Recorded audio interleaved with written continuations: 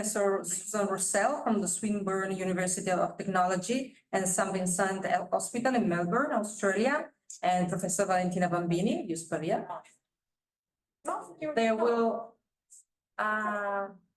will lead the clinical translation group. Okay. Sorry. Okay, good afternoon. Hopefully everyone's going to stay awake. We nearly got coffee. The presentation I'm going to do is a little different from the previous two presentations. The clinical translation group are a very, very new working group. We've only had a couple of meetings. And actually what I just wanted to talk to you guys about today is what we're thinking about doing and actually get some interaction from you about where we can take things next. These are some of our ideas. This is what we've come up with just with, I think, only about an hour and a half of talking together. So it would be very nice to hear.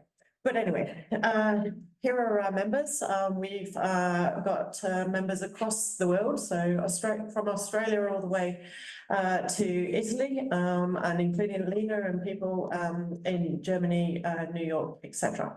So welcome to our team, and we are very open to other people joining us. And if anyone gets inspired after hearing what we're thinking about doing, please do get in touch with either Valentina or myself. So why do we need a clinical translation group? And I think this really sits very neatly with me and combines two of my areas of complete love over my career. And it was a really very great pleasure to meet Valentina and know what Valentina was doing. So I'm a neuropsychologist by background and started my career actually doing work in language with Gina at the Institute of Psychiatry. But then when I moved to Australia, I was doing a lot of work in cognitive remediation. And the couple of things that we know from all of the beautiful talks this morning is that we know language has a really large impact on the quality of life of our patients. And we know it's predictive of functional outcomes, and we know that patients have a really hard time when they are trying to communicate with their significant others and their clinicians. And this is something that they know, they actually do have insight about it, and they really want to improve that. So one of the things that I have been doing, I run a Voices clinic with Neil Thomas in Australia, in Melbourne, and have done for 20 years, is prior to my work on cognitive remediation, we used speech therapists, and we've used speech therapists for very many years to help patients learn to communicate with their significant others and their clinicians. And until I was introduced to Valentina's work, I really didn't think very much about doing anything in terms of language rehabilitation. We've been certainly using the existing cognitive remediation packages and very much focusing people on verbal skills, verbal memory, verbal learning, but I hadn't really thought about, taking that to the next step in terms of doing language.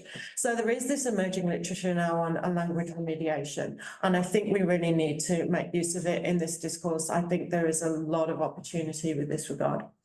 So as I've sort of started to introduce, we know cognitive remediation works. It's not got the best effect size, but it's got a reasonable effect size. And we know that we can do that now both face-to-face and online, and there are lots of different packages that we can use, and some are more socially relevant than others. So we've used Happy Neuron and Circuits over the last few years, and that has got a very social element to it, and the more people progress. There's also the social cognitive remediation that's very useful, and again has got that communicative element to it, and getting people in groups and thinking about theory of mind skills and so on and so forth. But when I've had a look at the literature on language remediation, there's very little out there. There are a few case series, there's a couple of open label, and then Valentina's work is obviously some of the better in terms of RCTs. And so this was from a recent paper from Italia. There's a number of different interventions out there, ranging from people that have done open label case series up to the RCTs. So look, this is a conversation that we all should be having, and is certainly very emerging. I'm very happy to share these slides, and I can give them to Sunny and to put on the website and so on. But they're not very exciting slides. They're very just me reminding myself what I was going to talk about, but it has got some useful information.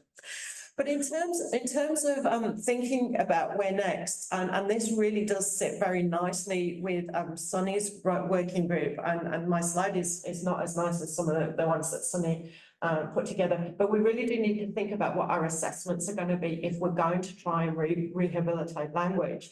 And so we've got all of these different assessments in terms of thought disorder that range from general objective to specific objective, and then we've got subjective versions of them. Which ones are we going to use?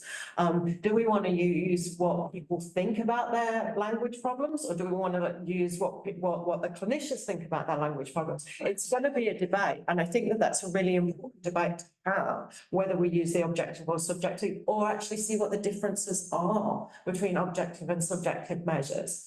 The other elements to consider are all the things that we've been talking about, especially the beautiful data from some of the Italians, you know, the quality of life, global functioning, some of the things that Gina was emphasising, whether it's production or comprehension that people are improving or need to improve.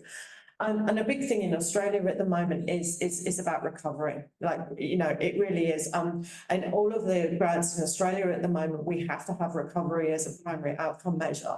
So again, within this rehabilitation space, I think we need to think about it. And that sort of, I guess, dovetails into vocational outcomes. So if we're getting patients that are not able to work because of their language skills, this is a really critical issue. So yeah, what recommendations are Discourse going to use, and I think should we come up with the recommendations? And I think the answer is yes, we should. We considered the idea of having Discourse clinical trials, which would obviously look at some of the potential novel techniques to remediate language. And if we're going to do that, that's going to require a lot of work. At the moment in Australia, I am the co-director of the National Mental Health Network for Clinical Trials, and I know how hard it is to set up clinical trial networks. And I guess I can use some of those wonderful resources that we've got in Australia and for the Discourse. But I mean, it involves setting up a multi-site network with harmonised assessments. We've already heard that how we're trying to do that. Harmonised training and protocols. So one of the things I've been able to do in Australia is get money to make training videos. So I still have I was just telling Tina, I actually have a budget to make training videos. So we will make use of it.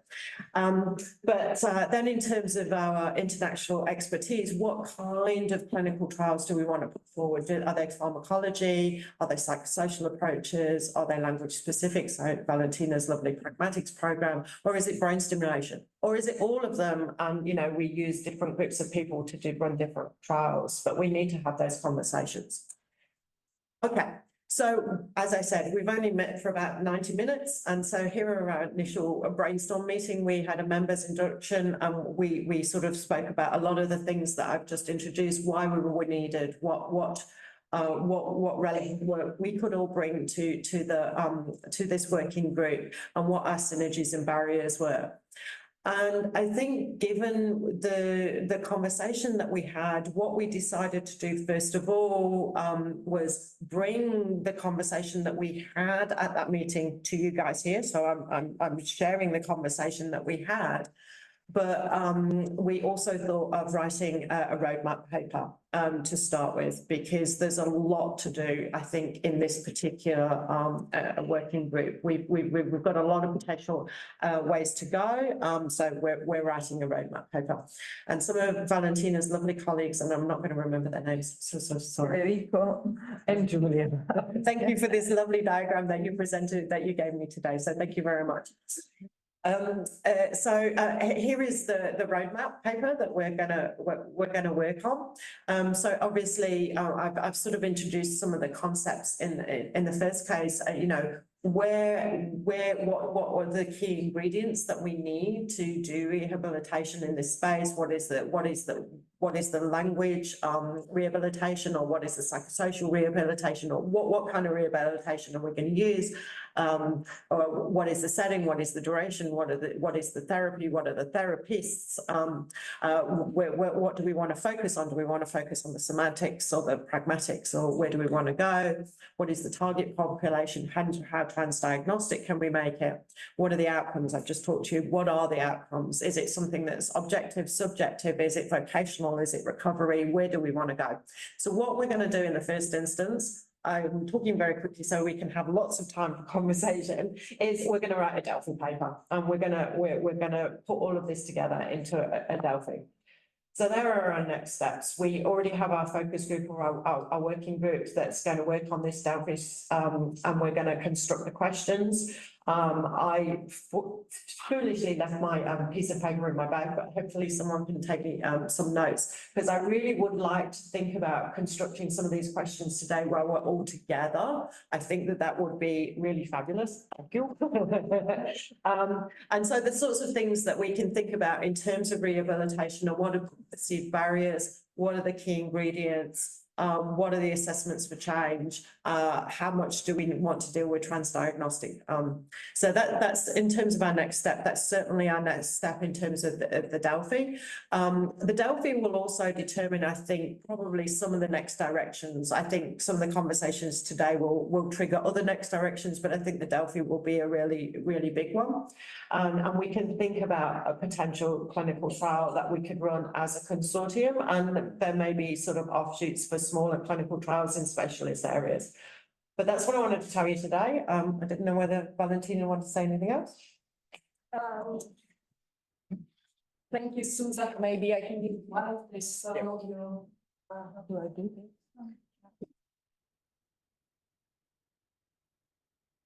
Okay, so thank you, Susan, for sharing this. I just want to add that at the beginning, I felt a bit uncomfortable to be in the clinical translation group as a linguist. That's okay, I'll be the language part. But it surprises me that really language remediation is such a niche. And Marta introduced me to papers on cognitive remediation therapy that goes back to early 2000, like this time to remediate cognition in schizophrenia, etc. And they're still published nowadays. Similar papers are still published nowadays, but on language, there's really nothing out there.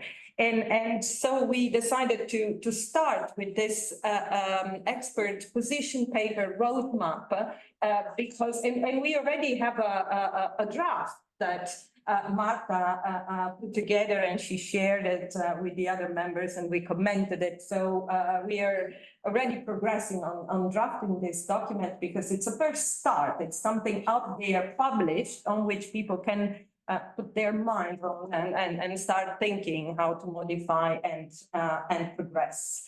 But of course, there are a lot of aspects to it. In this paper, we are, maybe I can go back to the figure, you know, we are identifying these key ingredients, but of course, there are, you know, 3 dots at the end of each box because the list is not exhaustive yet. And feedback from you would be important.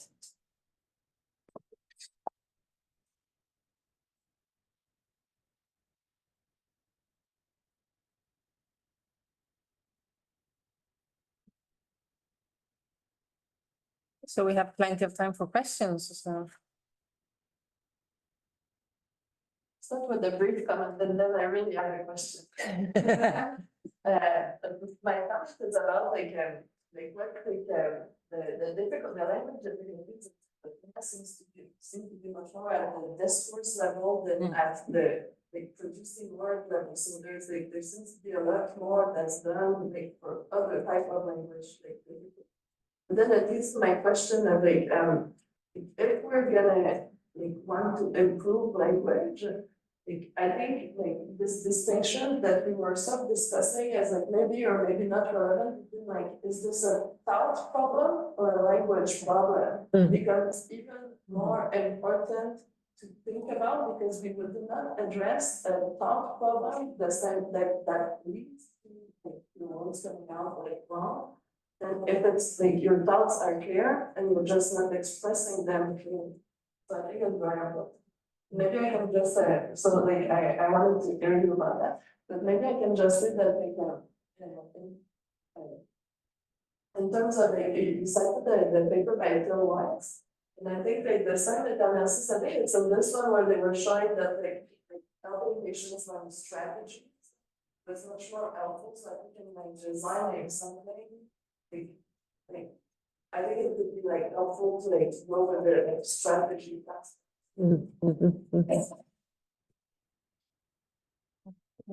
First. Good night, Olivia. Yeah, about the first. Yeah.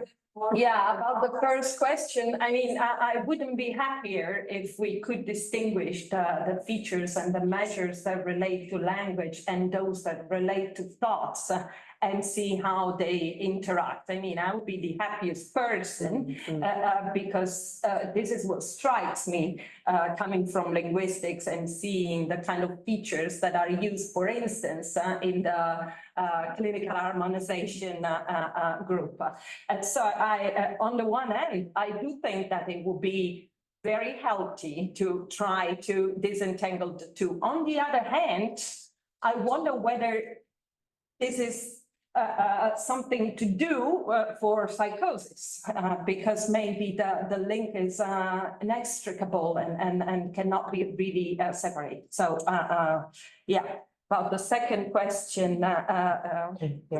So there are lots of different strategies that you can use for cognitive remediation, and I think that that's really going to be the critical thing, thinking about what are the best approaches in terms of language. Certainly teaching strategies is good in terms of cognition, but I don't know whether that's going to be the best thing in terms of language. In terms of some of our communication and verbal memory and learning, actually rote learning is pretty good. So there's going to be a steep learning curve here in terms of deciding what are the active ingredients of any kind of rehabilitation program. Just as a follow-up question, I think, I think there's something about when is the right time also, because like, you know, the thought disorder, the disorganization aspect, like, it tends to be much more pronounced in the more like acute phases. But at the same time, like the wanting to help people like go back to a more productive life, more like better social interactions is usually not in the acute phase. It's usually more in the stabilized phase where like what remains is like more like subtle communication. This is something that we talk about and we discuss in our meeting. Some of us, for instance, Stefan Heim were arguing that the sooner the better, while it might be that a progression would be more beneficial, at least for some components such as pragmatics. But I don't have an answer on this at the moment.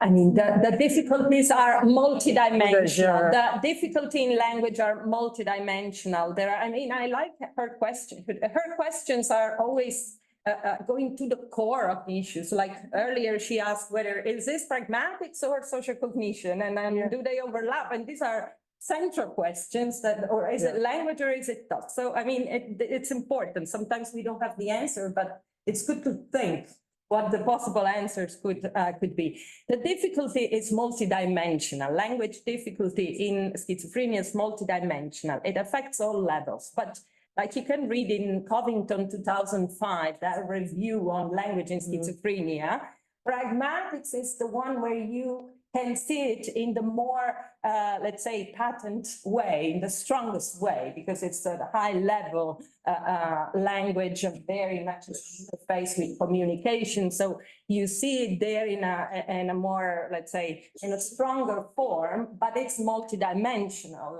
It starts from building blocks of language. It starts from difficulties in intonation, in speech, in grammar. Maybe we can have one more question. Clear?